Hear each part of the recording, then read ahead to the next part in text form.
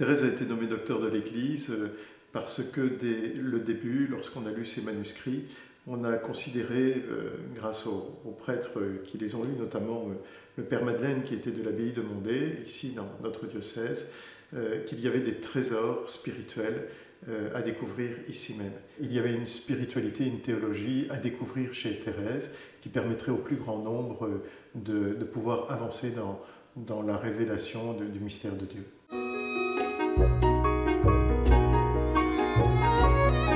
Le fait d'avoir Thérèse comme docteur de l'Église nous montre déjà que l'Église est vivante parce que le Seigneur suscite des énergies nouvelles chaque jour dans la vie de ce monde.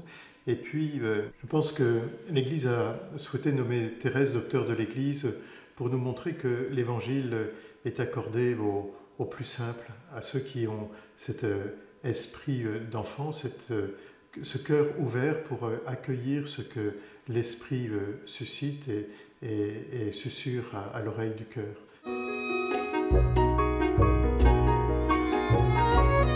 Thérèse nous apprend la science d'amour. Thérèse nous apprend la loi d'amour.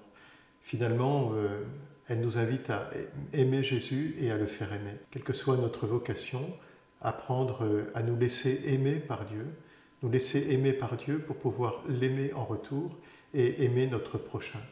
Finalement, Thérèse est pour notre temps, ce que l'Église dit depuis toujours, un des visages de la sainteté possible.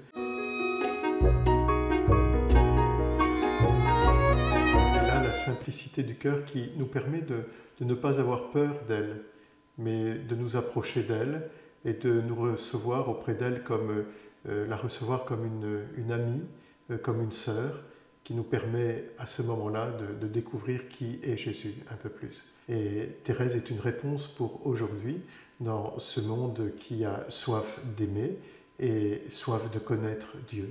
Il fallait peut-être nous apercevoir que c'est dans l'ordinaire du quotidien que Dieu se révèle. Et Thérèse est une réponse accessible qui nous permet d'emprunter la voie toute nouvelle dont elle a parlé et dont elle a dit « Je ne me suis pas trompée en l'empruntant ».